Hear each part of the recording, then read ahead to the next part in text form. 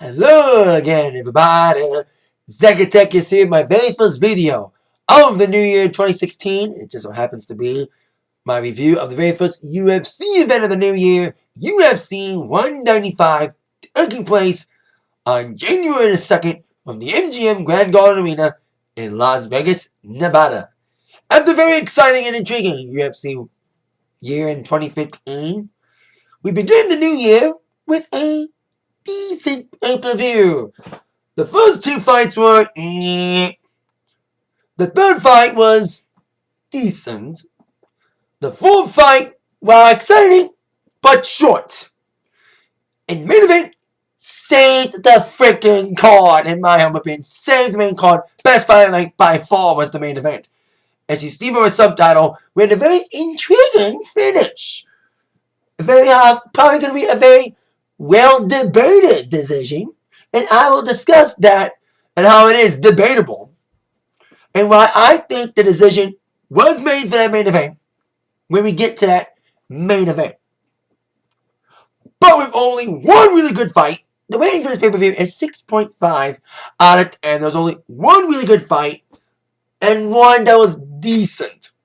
But there's no other exciting fights besides the main event, which, like I said, saved the card. It almost felt like watching a Rousey card. That wasn't the Holly Holm card. Because we were watching a Ronda Rousey card. The other card sucked. And the main event did not redeem it. But in this card, the other card did suck. But the main event redeemed this pay-per-view. A very exciting and technical main event. Now let's start off from the beginning. Interesting. The first two fights kind of ended the same. In very similar decisions. First things first, in our first fight we had ABEL Trujillo taking on Tony Sims. In our first fight with ABEL striking early and getting some decent striking. The first couple fights, you're going to hear my famous phrase. Decent engine, not much excitement. And that's what this first fight was. With ABEL decent strike scene. Before taken down by actually, Tony Sims was aggressive early. Should I say? I need to correct myself on this. Tony Sims was the aggressor in the first round. Did a good strike, but they ABEL pulled the comeback, got a takedown, and got a very interesting submission, a chokehold on Mr. Sims, getting the comeback victory. 2.0 because it was kind of quick. You know, like okay action from Tony Sims, but then ABEL got him quickly down and got the comeback submission. And that's exactly almost how the second fight went as well. One guy was aggressive, and then the other guy came back with a submission. And almost the same thing, a choke. And that's what the second, like I said, that was the second fight. It was Brian Ortega taking on Diego Brandao. And Brandao was a more aggressive striker. He was better with the striking than Ortega was. He was getting outstruck by Brandao in a decent fight. A little bit more exciting than the first fight, but not by much. You know, more decent action and just a little bit of excitement. Like I said, the main was the only really exciting fight there was. But despite Brandao's great striking and great kicks,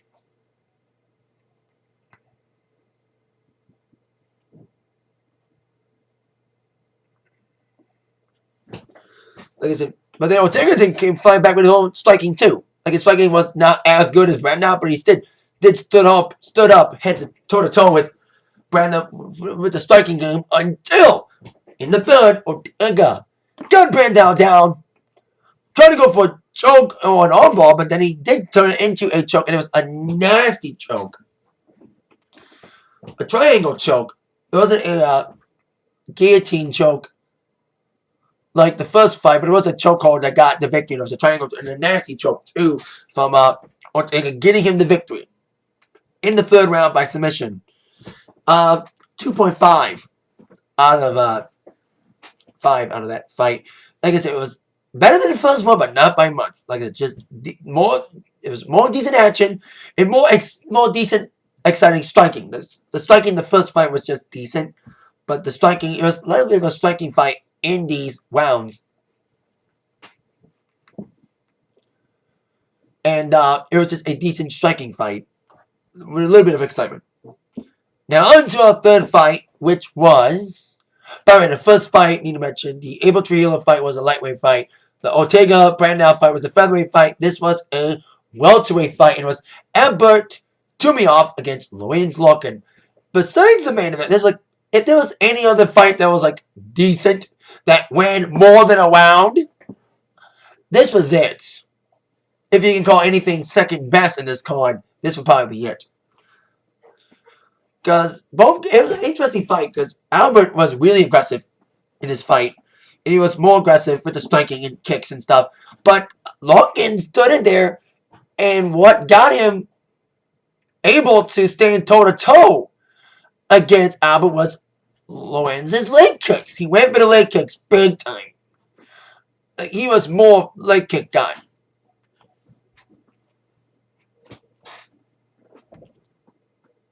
But Tumenov, like I said, Tumenov got more got the striking, big nasty hands, even going for a takedown. But Lorenz had some great, decent takedown defense. The third round was all Larkin in that third round. He was more aggressive in that third round. Even going for a takedown, pressing him against the corner. But then Albert got a takedown. Despite Lorenz's best efforts, and like I said, Albert was the aggressor. He was going forward more, but like I said, Lorenz hung in there, especially on the strength of those leg kicks. But the leg kicks in a decent effort in the third round wasn't enough, as Albert won the match by split decision. Because like I said, he won the first 2 rounds for sure. Kind of, I mean, the main event, kind of. I'll get to that. 2.5. I think I'll give this one actually a 2.6. A 2.7 out of 5 for this one. Slowly but gradually, the ratings of this match are going up. He went from 2.0, 2.5, 2.7. This is the second best fight if there was anything second best. And it led to Albert tying with Stephen Thompson for the longest winning streak in the welterweight division, 5 wins. And he got damaged, like I said, those leg kicks from Lorenz stood him in there. You know, they gave Lorenz a decent shot. You know, despite Albert's great aggressiveness, Lorenz stood in there, like I said, on the strength of those leg kicks. And he got some nasty leg kicks in on Albert, but Albert still got the victory. And an okay third fight. Now, on to our co-main event. In the heavyweight division, we have Andrei ARLVOSKI taking on Stipe Miocic, the number 2 and number 3 ranked heavyweights in the world. Now, the last major UFC event, we had 2 guys in the top 5 heavyweights. They bored us with the definition of a fight not to lose fight. Dos Santos, Overeem, those guys need to get promoted. Because that fight was fucking boring. Good news. This fight, way better than Dos Santos and Overeem. Way better. Way more exciting. A little bit of bad news. 54 seconds in the first round. I thought ARLVOSKI was going to win this thing. But it did get exciting early on. Despite the shortness of this fight, despite it being a one-rounder, it was a decently exciting first round fight. Despite ARLVOSKI trying his best, some nasty strikes from Miocic. Got ARLVOSKI down. It got the TKO victory for Stipe with some nasty punches. You know, once Miocic got going, he got Andrei in the corner and boom, he just wailed on him. Just swinging for the fences and got ARLVOSKI down. TKO victory for Stipe. In a very exciting performance, even though, like I said, it was a one-rounder. I am undecided about this one, but I'll give it a 2.8. I was going to give it a 3.0, but I'm deducting 2 points because it was a one-rounder. It was an exciting finish, but it was a short co-main. I still said the second best fight was the third fight just because of the fact it ran longer than a round. This was a good fight, though. It was exciting, but I wish it would have been longer. So that's why I deducted a few points, because I wish it was a longer fight. Even though there was a ARLVOSKI fight that did win a round, and it was this fight against Travis Brown, and that was an awesome fight, but it ran longer than a minute. You know what I mean? It was a one-rounder as well, and ARLVOSKI won that fight. And the fight that made me want to say ARLVOSKI was on a comeback trail, because I remember when ARLVOSKI came back after a few years off, his first fight was horrendous. His performance in that first fight back was horrendous. But then he came back against Travis Browne, and he had a really good performance against Travis Browne. But at least it went longer than a minute. It almost went 5 minutes. And it ended like with just a few seconds left in the first. Not, like I said, 50 seconds in the first for Stipe getting the victory in a very exciting but short co-main event. Now on to the main event that saved the pay-per-view. By far, fight of the night for the UFC Welterweight Championship. We have Robbie Lawler, the ruthless one, taking on the natural-born killer, Carlos Condit. And this one is going to be up for debate on the decision of this fight. And this was a very technical, very methodical, but violent and brutal fight. The fifth round, in my mind, that was the best round of the fight, best round of the night in any fight. In my mind, Condit won the first 3 rounds or so. You know, he won the first 3 or 4 rounds because he was more aggressive in those first couple rounds. Nailed with the big strikes, especially in the first one. He came aggressive early because when you're in a championship fight, the challenger has to be more aggressive than the champion. And very interesting, every time you see a UFC fight, you see the Vegas odds. You see who's a favorite and who's the underdog. Both guys, there was no favorite. There was no underdog. They were both even in the odds. It was evenly matched. Despite a very more aggressiveness from Condit, especially in that first round. But then the second round, Lawler did get a good shot in on Condit. And there was some quick moments with both guys. With, like I said, and Condit outstruck Lawler, especially in those first 4 rounds. You know what I mean? But not much takedowns, not much submissions in this fight. It was mostly a striking match. But there was some ground-to-pound attack, especially in that second round. So I think, yeah, Condit won the first round. And Lawler definitely won that second round because of that takedown, and of course the punch that knocked Condit down. But then Condit, in my mind, won the third and the fourth round. He was more aggressive in those 2 rounds. But then the best round, like I said, was the 5th round, and that definitely went to Lawler. That went to Lawler for sure. Because he knew he was down by points. He knew that Lawler was losing. He knew he was losing 3 rounds to 1. And he wasn't backing down because in the first 3 or 4 rounds, he was backing off. Condit was going forward more. He was more the aggressor with more aggressive striking, some great body shots, and great leg kicks. But then Lawler knew he needed a great 5th round. It kind of reminded me of the first Hendricks-Lawler fight last year for the welterweight championship when it was vacated. And Lawler won the first couple rounds. And Hendricks had a really good 5th round. And that won him the fight despite Lawler winning the first couple rounds. It almost became the case here. With Lawler knowing he was down by points, and he had a very aggressive and very violent 5th round. He was the more aggressive. He was going forward more than any other time during the fight. And he got kind of down a few times. And it was just a very grueling and exciting round. Like I said, the best round, not just the best round of the fight. Best round of the entire night in any fight.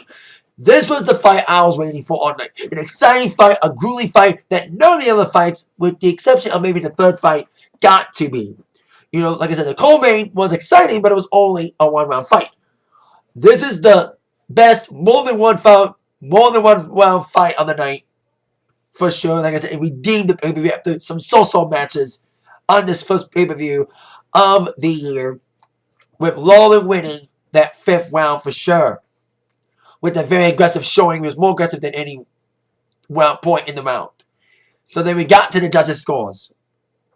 And they're rendered by split decision. And still welterweight champion Robbie Lawler. Now it's going to be up for debate. That it was kind of like I said, I'm comparing this to 2 fights. Comparing it to the last Lawler Hendricks to the first, not the second one. The first showdown between Lawler and Hendricks for the welterweight title, and the Hendricks GSP fight. Now, the comparisons of the Lawler-Hendricks 1 fight. Lawler won the first 3 or 4 rounds, and Hendricks got a more aggressive 5th round, and that 5th round got him the victory. And the Hendricks fight against GSP, some thought Hendricks won the fight, but GSP won because he was in, despite an aggressive showing from Hendricks, GSP was in no danger of losing. That's why I think Lawler retained. That yes, Lawler got outstruck by Condit. Condit was more aggressive in the first 3 or 4 rounds. And the only round that Lawler was more aggressive and kept going forward was the 5th. But Lawler was not put in any danger by Condit. Despite, like I said, Condit being aggressive, he did not, in one point, have the champion down for almost finish. Lawler had Condit down on multiple occasions. Lawler got that nasty shot in the 2nd round and got many good shots in, almost ending the fight in the 5th, knowing that he needed a finish, or at least a nice showing, to maybe sway the judges towards his way. And that's exactly what happened. Like Hendricks did in the first fight against Lawler, that 5th round won Lawler the fight for sure. And like I said, it's going to be up for debate. But I think, like I said, that Lawler won only because his fight kind of being, like I said, more aggressive and more going forward. He did not put the champion in any danger of getting knocked out or submitted. And I'll say this, there will be a rematch. Because a split decision, there needs to be an undisputed winner. I know McDonald, I think Roy McDonald just came back. No, Michael McDonald came back recently. Because Roy McDonald got his nose broken in his fight against Lawler. And that was I didn't see that fight because I was at a gig. But that was a very violent fight. That was like the 4th of July. And this was Lawler's first fight, I think, since then. Since his fight against Roy McDonald. And that was, like I said, a very violent fight. But this fight against Condit was very exciting. 4.0. Like I said, fight of the night. Best fight. We did the pay-per-view. Saved it enough to have the first UFC pay-per-view. And with a bang, not a whimper after those first 3 fights were just okay. The co-main, short but sweet. Great finish. Way better than Overeem and Dos Santos. I think Stipe Miocic deserves a title match more than Overeem. Because Overeem won this fight. But the fight wasn't exciting. Because I didn't make a proper review for the UFC on Fox card. I only talked about it on Attack Sports.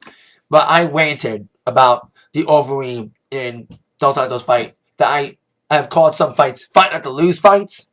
And that was the definition of fight not to lose fight. They didn't do shit. Overeem does not deserve a title match. His fight, he wasn't aggressive. His performance was, the finish was the only good part of the fight. He was not dominant. It was just a boring performance. Stipe had a more better performance in a short match. Better performance than Overeem. I think Stipe deserves the next shot over Overeem. At least have Overeem face off against Miocic first. So I think if I am correct, I think Overeem's number 5 ranked, and I think Miocic was number 3 ranked going into this fight, and ARLVOSKI was number 2. So I think Miocic may have been number 2 because he beat the number 2 guy. But I think he deserves more of a shot than fucking Overeem because his performance is more dominant and more exciting than Overeem's against Dos Santos. That's my opinion. When it comes to the welterweight division on who's next for Lawler, I think Condit will get a rematch eventually. Maybe an automatic rematch, but I think there will be some evidence and a lot of debate going for Condit getting a rematch because Condit was really aggressive in those first couple rounds, but he didn't have the champion down in any danger. That's why I think, like I said, Lawler won because he was never in any danger despite the aggressiveness of Condit. Sounds like a broken record, but it's true. You know, Condit was going forward more. He was bringing it to the champion, but it wasn't enough. He didn't put him in enough danger to suffice him a win. And especially in that 5th round, Lawler was more aggressive than he was in any of the rounds. And had Condit in more danger than Condit put. I'm trying to say it right. That Lawler had Condit in more danger. he put him in more danger, more than Condit putting Lawler in danger of losing. You know, Condit was more in danger of losing than Lawler was. That's the right thing to say. Condit was in more danger of losing, especially in that 5th round, more than Lawler was in danger of losing at any point of the fight, despite, like I said, Condit's aggressiveness. And of course, Hendricks will probably still be knocking on the door. Of course, I think Hendricks does have a fight coming up in UFC 196. He will be taking on Stephen Thompson. So, Hendricks is still knocking the door. Roy McDonald wants another shot at that violent fight in July. But I think Condit may get a rematch first before any of those guys do.